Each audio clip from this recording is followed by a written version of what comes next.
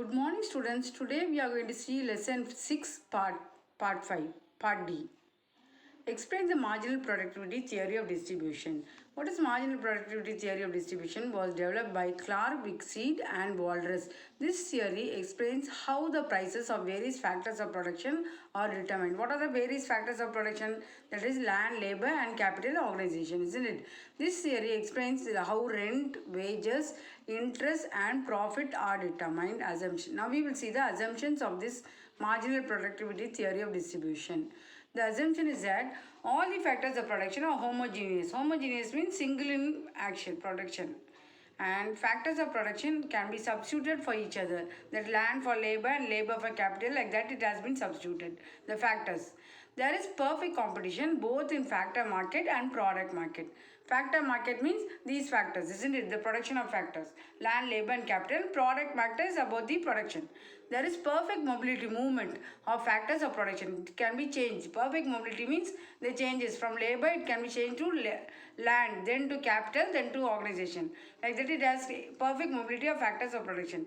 There is full employment of factors. That is full employment means all the land, labor, capital and organization is organized together in the organization of the productivity. Now explanation of the theory. According to the marginal productivity theory of distribution, the price or the reward for any factor of production is equal to the price or the reward for any factor of production is equal to the marginal productivity of that factor. The marginal productive product may be expressed as MPP, VMP and MRP. Let us see in detail. That is MPP. What is MPP? Marginal physical product, MPP. The marginal physical product of a factor is the increment in the total product obtained by the employment of an additional unit of that factor. That is increment in the total product obtained by the employment. That is called as marginal physical product of an additional unit of that factor. Next, value of marginal product, VMP. The value of a marginal product. Marginal means additional, isn't it? You know that. The value of marginal product is obtained by multiplying the marginal physical product of the factor by the price of factor. So it is given symbolical. You see the symbolical given as VMP is equal to MPP into price. That only is explained on the top. The value of marginal product is obtained by multiplying the marginal physical product of the factor by the price of product. That is MPP into price. So the symbolical given only is explained on the top. Next one, marginal revenue product, that is MRP. We have seen in the products, isn't it? MRP. What is MRP? The marginal revenue product of a factor is the increment in the total revenue which is obtained by the employment of an additional unit of that factor. That is called as MRP. MRP is equal to MPP into MR. That the symbol is discussed or defined on the top, explained on the top. The marginal revenue product, that is MRP of a factor, is the increment in the total revenue which is obtained by the employment of an additional unit of that factor. MPP into MR. The marginal productivity theory of distribution states that the price of a factor of production depends upon its productivity, isn't it? When the production is taking on, what are the factors taking place? The price of a factor production depends upon its productivity. What are the expenses made? What are the influences of the cost? The price of a factor is determined by and will be equal to marginal revenue product, of that factor. Under certain conditions, the price of a factor will be equal to both the average and marginal products of that factor. These are the states of marginal productivity theory of distribution. The price of a factor of production depends upon its productivity, how the production is made, how much expense is made. The price of a factor is determined by and will be equal to marginal revenue product of that factor. Under certain conditions, the price of a factor will be equal to both average and marginal products. Average means the average products and marginal means the additional products of that factor. Now we will see the diagram for the marginal productivity of distribution. The diagram refers to the factor pricing under perfect competition. So first we are going to see about the perfect competition. The marginal productivity of theory of distribution under perfect competition. In the factor market, x-axis represents factor units. You see x-axis. Just you see the diagram, I will explain to you. The factor in x-axis is a factor units. Y-axis represents the factor price, revenue and revenue product. Price and revenue product. So x-axis that is factor units and y-axis price, factor price and revenue product. Next, MRP is marginal revenue product. MRP is the marginal revenue product curve and ARP is the average revenue product curve. So as I told you before, you will draw the diagram thoroughly. You learn to draw the diagram and you will write the construction. So MRP is the marginal revenue product, the blue curve, isn't it? And ARP is the average revenue product curve, that is the red curve. Is the average factor of cost curve and MFC is the marginal factor cost curve. So you see average factor of cost curve and marginal factor cost curve. AFC is horizontal under, you see the line, horizontal line. AFC is horizontal under perfect competition and MFC coincides with it. MFC will coincide with it, isn't it? So the horizontal line you can see. Next one, marginal productivity theory under imperfect competition. In this, you will see the diagram first. So you see the diagram, AFC is black curve, MFC is dotted curves and ARP is red curve and MRP is black curve. So you see the diagram. Then you will draw the diagram perfectly and you will write the construction and the explanation. In the above diagram, that factor pricing under imperfect competition is represented. AFC is the average factor cost curve. So you see the curve, the straight line, AFC is average factor cost curve. It represents the price paid to the factors. Factors means land, labor, capital and organization. How much is paid to the factors. It increases as the number of factors demanded by the employer increases. So it is increasing by the demanded by the employer increases. The price level is increasing according to the employer demanded increases. As AFC rises, MFC lies below AFC. You see the diagram and you will write this. When AFC increases, the MFC lies below, isn't it? MFC lies above AFC. It represents the marginal cost paid to the factors. Factors means there are 4 factors. At the point Q, where is Q you see? You see the line, Q is there, isn't it? So the 3 curves are cutting there and Q is there. At the point Q, MFC is equal to MRP where the employer attains his maximum profit and so he stops employment of the factors at the point. So he is seeing the maximum profit. So he is stopping the employment of the factors at the point. So he will stop and he will continue his duty with what he is having in the factors, with the factors, what he is having. Criticism means the negative points of the marginal productivity of distribution. The negative points in reality, the factors of production not homogeneous. They differ. They have variabilities. In practice, factors cannot be substituted for each other. That is, factor of labor cannot be substituted for land, isn't it? How can be land substituted for labor? Land is different and labor is different. So it cannot be substituted. This theory is applicable only in the long run. It cannot be applied in the short run. Illustrate the next question. We will move on to the next question. Illustrate the Ricardian theory of rent. What is the Ricardian theory of rent? It is about the classical theory of rent. Is called Ricardian theory of rent. So you must learn this. What is Ricardian theory of rent? It is called as classical theory of rent. Rent is a portion of the produce of the earth which is paid to the landlord for the use of the original and indestructible parts of the soil. Indestructible parts means not able to destroy, not able to be destroyed. So you listen. Rent is the portion of the produce of the earth which is paid to the landlord. Isn't it? If a landlord is having a land, he is going to give it to a farmer for rent. So he will get an amount which has been paid as rent for the use of the original and indestructible parts of the soil. That is, the indestructible points mean not able to be destroyed. The land cannot be destroyed. The features are the land differs in fertility, isn't it? There are different types of land. That black soil, red soil, different types of fertility is there. The law of diminishing returns operates in agriculture. So law of diminishing means the wants can be increased and the changes can be there. Rent depends upon fertility and location of land. Rent depends upon fertility and location of land. That is, if the soil is good only, the proper rent will be given. According to the proper soil, proper rent will be given. Theory assumes perfect competition. That is, perfect competition means perfection in between the rent and landlord and the farmer. It is based on the assumption of long period. You know that, isn't it? Agriculture will take place for a long period. The planting of the plants, the rice, wheat, all these things, and then irrigation, cultivation, then lastly the agricultural things are measured. Land has certain original and indestructible parts which cannot be destroyed. Land is used for cultivation only by the farmers, isn't it? We know that. Most fertile lands are cultivated first. Most fertile means good fertile lands. That is, they have more purity of land is cultivated first. Statement of the theory with illustration. Assume that some people go to a newly discovered island and settle down there. There are three grades of land, namely A, B, and C in that island. A being most fertile. So listen properly. A being most fertile, B less fertile, and C the least fertile. No use in that land. It is like a wasteland.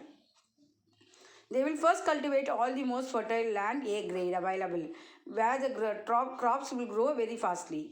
Since the land is abandoned and idle, there is no need to pay rent as long as such best lands are freely available. So A grade is the best soil. Give a certain amount of labor and capital, the yield per acre on A grade land is 40 bags of paddy. So they are getting 40 bags of paddy in A grade land. Suppose another group of people goes and settle down in the same island after some time. Hence the demand for agricultural produce will increase, isn't it? So there is no place in the A grade. The most fertile land A grade alone cannot produce all the food grains that are needed on account of the operation of the law of diminishing returns. So what will happen? They will move on to, so the less fertile land B grade will have to be brought under cultivation. When A is already it is in under fertile means what is happening? They are moving on to the B grade. Suppose yet another group of people goes and settle down in the same island. So the least fertile land C grade will be brought under cultivation. So A grade is already occupied, B is occupied, so the C grade is given. For the same amount of labor and capital, the yield per acre on C grade land is 20 bags only. 20 bags of paddy, okay. Then the surplus of A grade land is now raised to 20 bags, that is 40 minus 20, and it is economic rent of A grade land.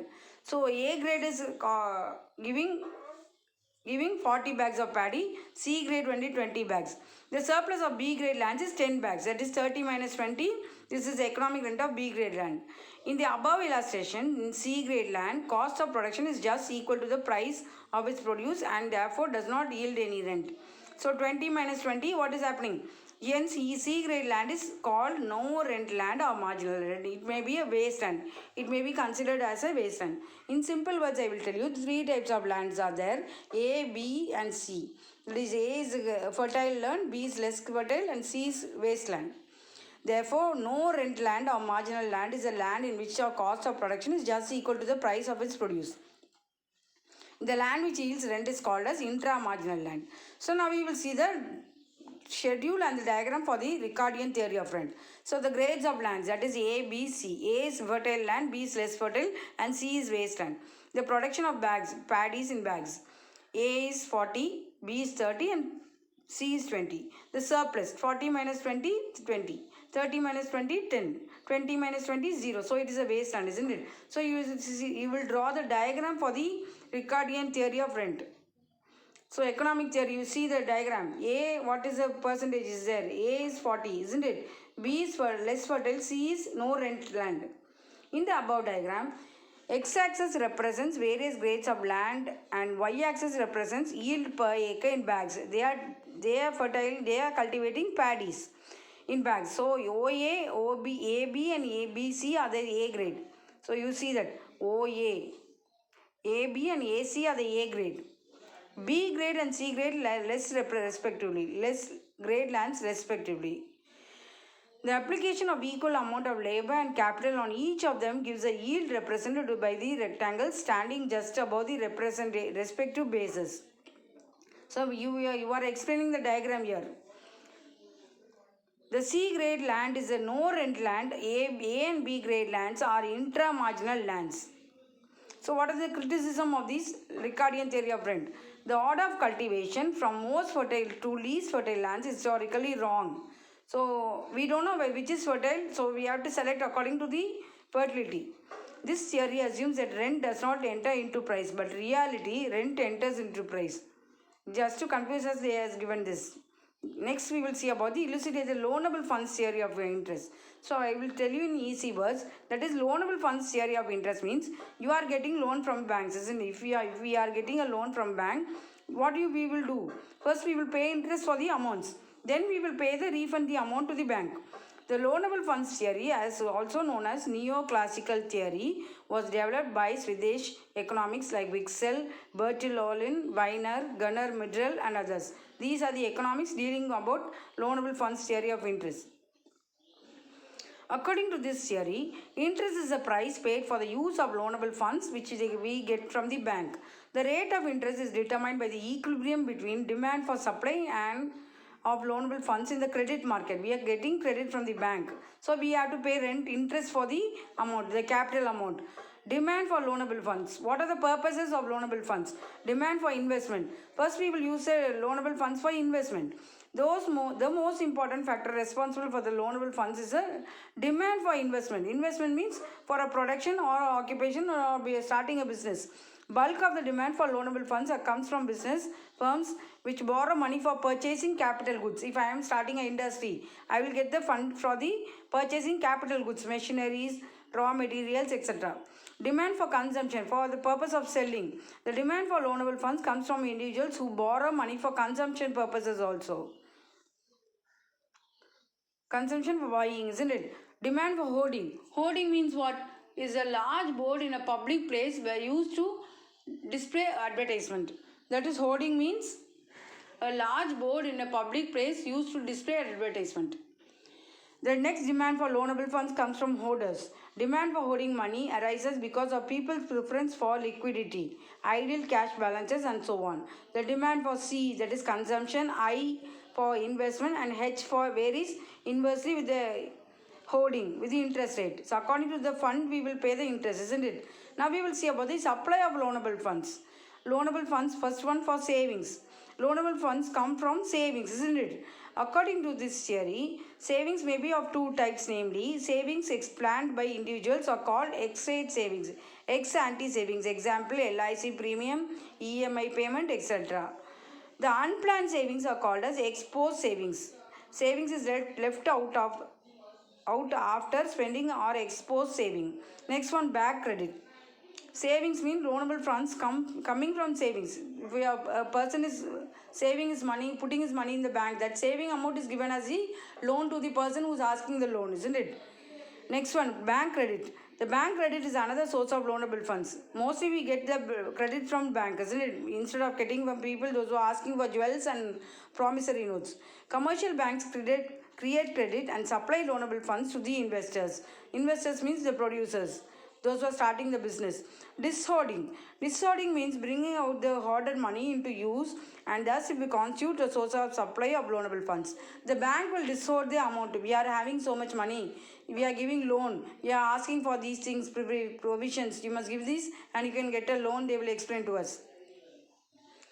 In India, after 1991, public sector undertakings are being sold to private people to mobilize more funds. So, from the bank, it's given to the private people. This is also called as disinvestment. Next, we will see about disinvestment. Disinvestment is the opposite of investment. In other words, disinvestment means not providing sufficient funds for depreciation of equipment. That is, no proper utility or proper usage of the fund. It gives rise to the supply of loanable funds. All the four sources of supply loanable funds vary directly with the interest rate. Now you will see the diagram for the loanable funds.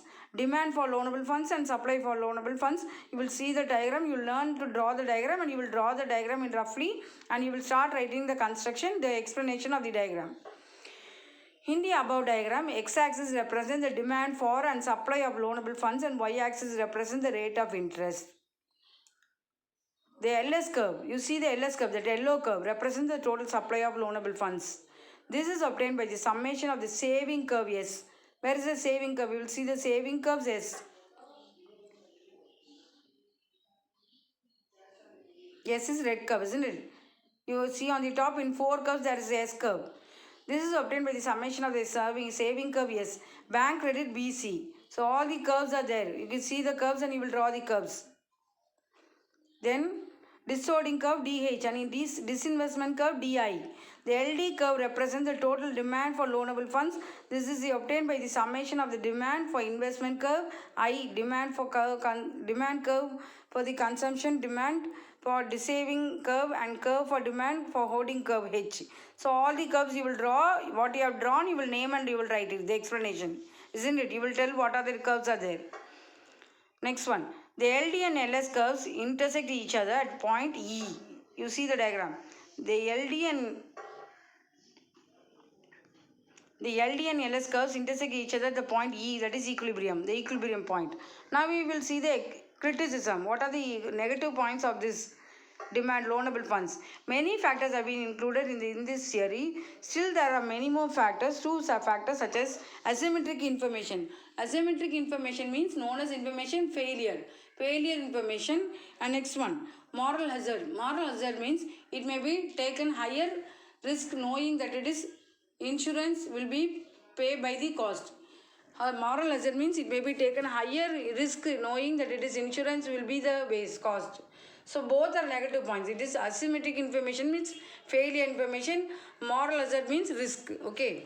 Both, so it is having a risk. In practice, larger firms due to their political powers are able to get huge bank credit. Isn't it? For example, Mallaya. He got a lot amount of from the bank and he ran away at lower interest rates, but due to NPA. What is NPA? NPA means not performing asset. Non-performing asset means no proper asset is got from the borrower. It is very difficult to combine real factors like savings and investment with monetary factors like bank credit and liquidity preference. Liquidity preference means the cash in the hands of the people, isn't it? Next we will see about explain the Keynesian theory of interest. This theory also about the interest. Keynes propounded the liquidity preference theory of interest in his famous book, The General Theory of Employment, Interest and Money in 1936. So he is telling about three things here. General theory of employment, the job opportunities, interest and money, the capital amount. Meaning of liquidity preference, already I have to explain to you. That is three types of liquidity preferences there. Liquidity preference means the preference of the people to hold wealth in the form of liquid cash in hand. Liquid form of cash rather than in other non-liquid assets like bonds, securities, bills of exchange, land, building, gold, etc. The transaction motive means at present. For the present use, how we are using the cash. The transaction motive relates to the desire of the people to hold cash for the current transaction, present transaction. The precautionary motive, which relates to the desire of the people in hold cash to meet unexpected or unforeseen expenditures such as sickness, accidents, fire and theft. Yesterday I explained to you, isn't it? We will get the salary and we will save some amount from the salary for these things, for sickness, accidents, fire and theft. Sometimes we get punches of vehicle, so we must need money, isn't it? We are using all the salary, what will happen? We have to get a credit from others.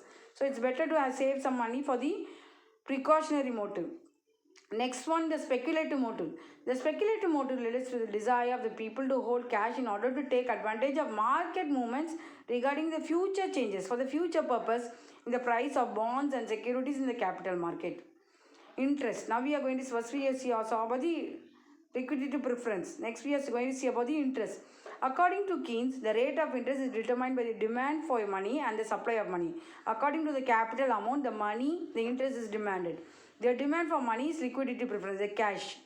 Now we will see about the equilibrium between demand and supply of money. You see the diagram very clearly. Demand for money and supply of money.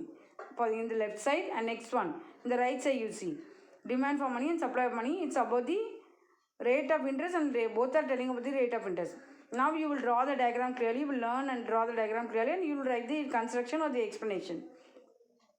LP is a liquidity preference curve, demand curve.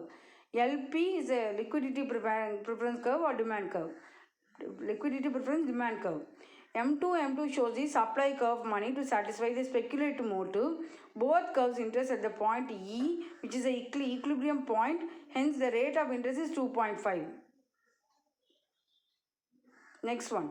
If liquidity preference increases from LP to LP, L1, P1, the supply of money remains constant. The rate of interest would increase from OI to OI1. Numerical examples given below, above also can be used for better understanding. So we will see the explanation down. total demand for money, that is M1 plus MP plus MS. M1 plus M1, MP plus MS. M is the money, isn't it? In reality, interest rate is also influenced by national income and commodity sector of equilibrium. However, they are not included here for making the understanding easier. The criticism, the negative points of Keynesian theory of interest, isn't it? We will go through the criticism. This theory does not explain the existence of different interest rates prevailing in the market at the same time, but it tells about differentiations. It explains interest rate only in the short run, not in the long run, isn't it? So these are the criticisms of Keynesian theory. So with this, we will finish this lesson and get ready for the test for the half-yearly exam. Thank you, students. God bless you all.